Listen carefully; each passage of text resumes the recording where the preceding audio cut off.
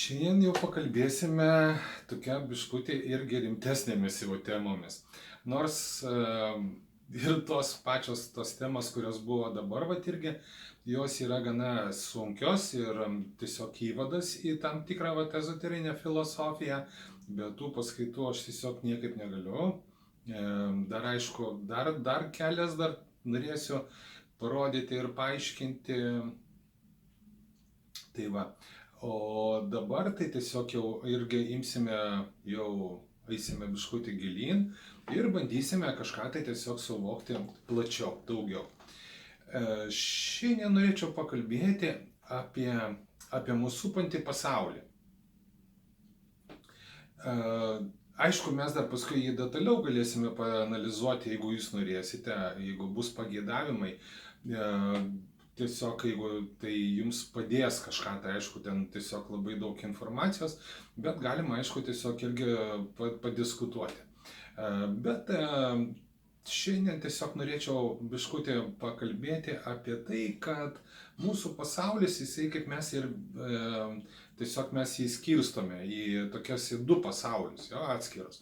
Tai vienas yra kaip materialus pasaulis, jo, tarkime, čia yra materialus, o čia yra dvasinis pasaulis. Tiesiog tai yra, mes taip skaitome, jo, nes, aišku, tas dvasinis pasaulis, jisai kur jisai yra, ar jisai kosmose, ar dar kažkur tai. Irgi šito dalyko niekas niekas irgi nieko nežino. Nors, aišku, biškutį giliau dar einant, aš galėsiu tiesiog jums čiučiut, tiesiog tam tikrus tokius dalykus biškutį paaiškinti. Bet dabar tiesiog mes to pilnai užtektų jums, kad tai jūs tikrai suprastumėt, kad tai yra vienas materialus pasaulis, tai yra ir dvasinis pasaulis. Mes tai taip skirstome, beveik visi taip žmonės taip skirsto. Tuos būdų pasaulius, tiesiog viską laiką materialų ir dvasinį pasaulį skiria kažkokią tai juostą. Mes tiesiog tą juostą, jo, tiesiog irgi tą ribą, mes vadiname mirtimi, jeigu mes einame iš savo pasaulio, jo, pavyzdžiui, iš materialaus pasaulio einame į dvasinį pasaulį, tai mumis atskiria mirtis, jo, iš šitos pusės. Jo, kaip žiūrim.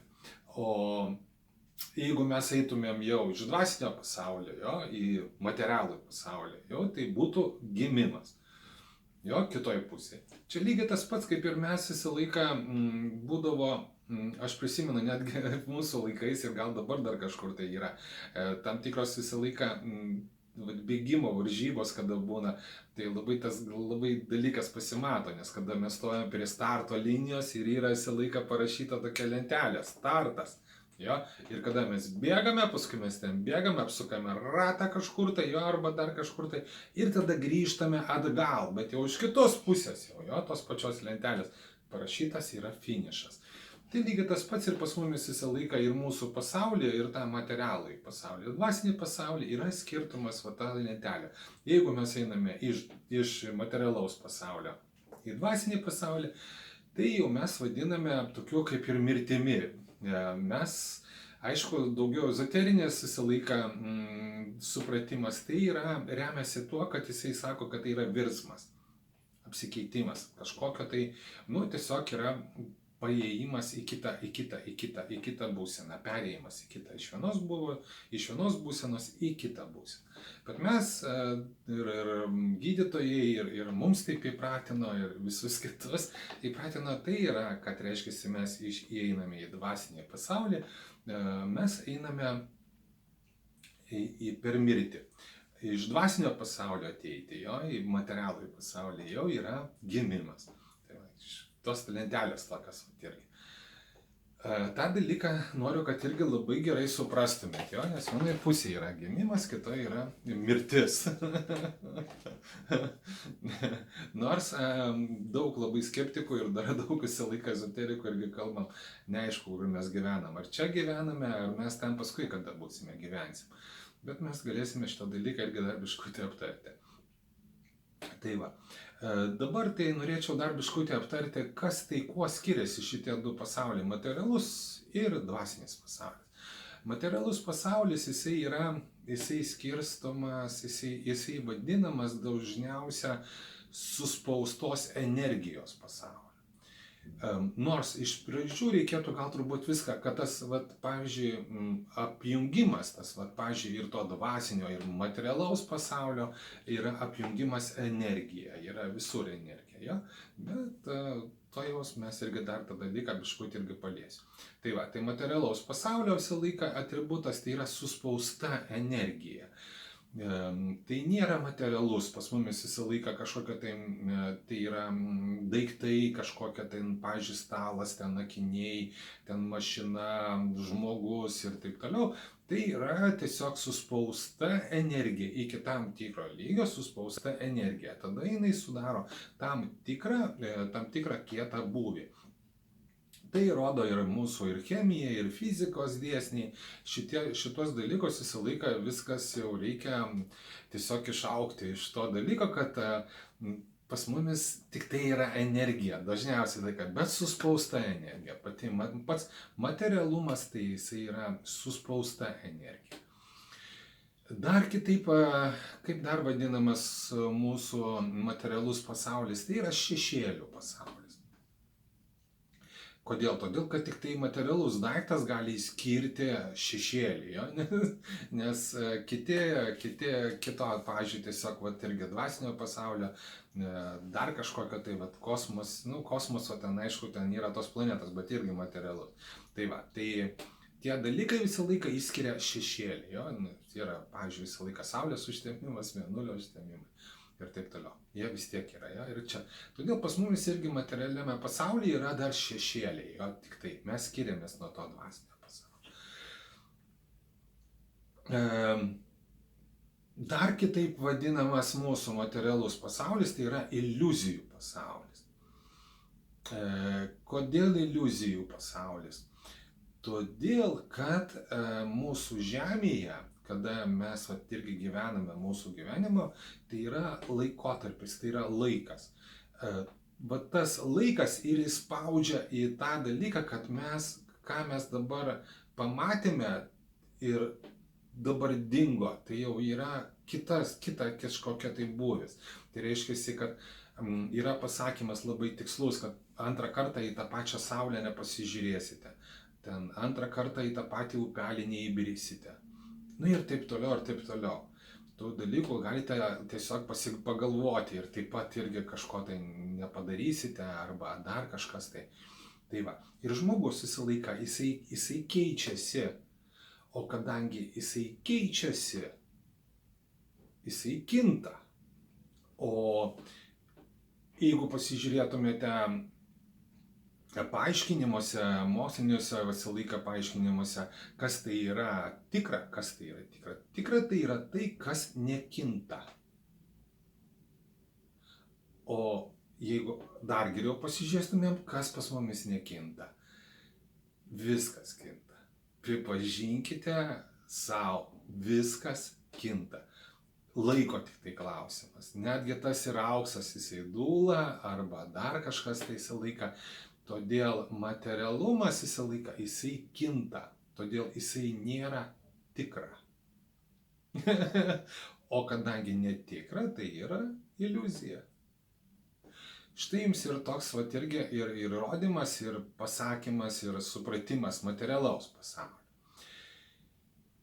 Dar toliau materialų pasaulį mes vadiname gyvenimu. Jo, gyvename. Tai mes čia esame, kaip sakome, gyvi ir mes turime savo gyvenimą. Tai yra gyvųjų pasaulis. Ja? Dar kitaip materialumą mes galime įvadinti kaip ir protinių pasaulį. Tai yra protas. Ja? Nes čia tai yra mūsų protas. Nes tik tai kūne yra protas. Nes jeigu toliau jau žiūrėtumėm tą dvasinį pasaulį, ten proto nėra. Yra tik tai protinė visata. Nemaišykite visatą, kuri jungia ir tuos dalykus. Tai va, ir kartu materialų, ir dvasinį pasaulį. Tai va, kas dar materialiame pasaulyje yra, aišku, va, materija. irgi pasakiau netgi. Tai yra kūnas. Materija. Tai yra įrodymas visą laiką materialaus pasaulio. Dabar einame į kitą. Einame virsmą, einame mirtį, jo, ir einame į dvasinį pasaulį. Dabar dvasinis pasaulis, kaip jisai skirstomas ir kaip jisai dar kitaip yra vadinamas. Jisai taip pat, dvasinis pasaulis, yra sudarytas iš energijos. Mes dar šitą dalyką paskui labai giliai galėsime paaiškinti. Tai yra dvasinis pasaulis yra sudarytas iš energijos. Bet, kaip jau aš minėjau, kad materialus pasaulis tai irgi taip pat iš energijos, bet materialiame pasaulyje energija yra suspausta, sukoncentruota. Todėl mes gauname kažkokį tai kūną, jo, kietą, pusiau kietą, arba dar kažkokį tai. Dvasinėme pasaulyje energija yra laisva, jinai nėra suspausta. Ar supratot? Ten irgi taip pat yra energija, bet jinai yra laisva, jinai nėra sukoncentruota į labai stipriai kažkokį tai jo vieną daiktą, kad, pavyzdžiui, gautųsi materialus. Tai va, jinai yra laisva. Dabar dvasinis pasaulis vėl, kaip jisai dar kitaip vadinamas. Kada mes gyvename materialiame pasaulyje, mes periname į anapusinį pasaulį, jo vadiname. Jo, mes perėjome tą ribą iš materialaus pasaulio į dvasinį pasaulį. Dvasinis pasaulis dar kitaip yra vadinamas anapusiniu pasauliu. Anapus. Jo. Tai yra anapusinis, tai lygiai beveik tas pats visą laiką kaip ir dvasinis pasaulis. Tai yra anapusinis pasaulis. Dar toliau, jeigu dar stipriau jumis sukrėsti ir pasakyti galiu dar vieną paprastą dalyką, kad dvasinis pasaulis dar kitaip ir vadinamas yra mirusių pasauliu. Nes mes čia esame gyvi, o ten esame jau mirę. Tai čia yra gyvųjų pasaulis, kaip minėjau, jo? O čia yra mirusių pasaulis. Ar supratote? Todėl apie dvasiškumą, kada mes jau kalbam, mes kalbame apie mirtį. Aš noriu apie tai. Čia šita pamoka yra labai svarbi, kad jūs savyje padarytum tam tikras tas lentynėlės ir pradėtumėte skirstyti materialų pasaulį nuo dvasinio pasaulio. Tai yra dvasinis pasaulis, kuriam mes labai taip irgi taip norime ir einame ir siekiame ir darome, jo, ir kuriam mums ten kiti pataria irgi eiti ir kalbėti, bet mes dar apie tai tą dalyką pakalbėsime, aišku. Tai jisai dar vadinamas ir mirusių pasauliu. Ten yra mirtis, ten yra visi mirusiai. Kaip jūs norite, taip galite aiškintis. Ten nėra atskira kažkokia tai dvasinėme pasaulyje, čia tik tai mirusiai, čia yra dvasiniai žmonės arba angeliukai ir taip toliau. Ten yra mirusių pasaulis. Nors sakau, kur mes gyvi? Ar čia? Ar mes ten, pavyzdžiui, dvasinėme pasaulyje gyvi? Tada vis tiek tada čia būtume mirę. Ja, bet pas mumis yra laikas. Tai va, kaip dar dvasinis gyvenimas, jisai dar kitaip dar vadinamas, jisai vadinamas irgi taip pat kaip ir gyvenimu, jo, kaip tada minėjau irgi. Nes ar čia gyvename ir čia gyvename, nes ir čia gyvenimas dėsniai savo, ir čia taip pat vyksta dėsniai, kaip danguje, taip ir ant žemės, jo. Bet ne kaip ant žemės, taip ir danguje. Nemaišykit šito vienos sąvokas. Tai va. Lygiai taip pat dvasinis pasaulio atributas jau tada nėra kūnas, jo? Nes materialaus pasaulio tai yra atributas, tai yra kūnas. Gali būti žmogaus kūnas arba kažkoks tai kitas daiktas ten, pavyzdžiui, irgi taip pat. Ten jau yra skirstoma, ten jau yra siela, mes vadiname, jo? Ten yra sielinis pasaulis, ten yra siela. Mes visą laiką, kada paliekame savo rūbą, tada mirtis yra, jo, praeiname pro duris, mirtis parašyta, į anapusinį, į mirusių pasaulį. Dar kartą pasakysiu, tai yra du dalyko, aš nežinau, bet to žmonės absoliučiai tiesiog ir maišo. Jie visą laiką maišo, galvoja, kad tas dvasinis pasaulis, jisai yra kažkoks tai kitoks ir taip toliau. Ten yra mirusių pasaulis. Dar kartą sakau, įsidėmėkite ir neskirstykite. Ten nėra jokių kitokio oazių, kaip pas mumis jo ten. Čia yra Palanga, čia yra kažkoks tai kitas ten miestas arba dar kažkokia tai, pavyzdžiui, ten Saharos dykuma arba ten ledkalniai. Ten nėra tokio dalyko. Ten yra viskas va šitaip yra sujungta.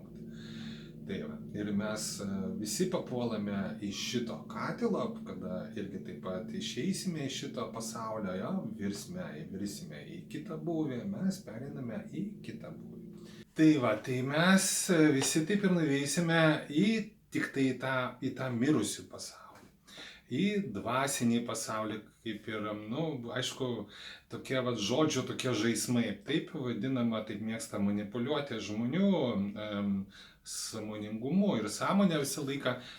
Visi, vat, pavyzdžiui, ten religijos arba kiti kažkokie tai kiti žmonės visą laiką irgi lygiai taip pat nežinodami, neskirdami šitų dalykų.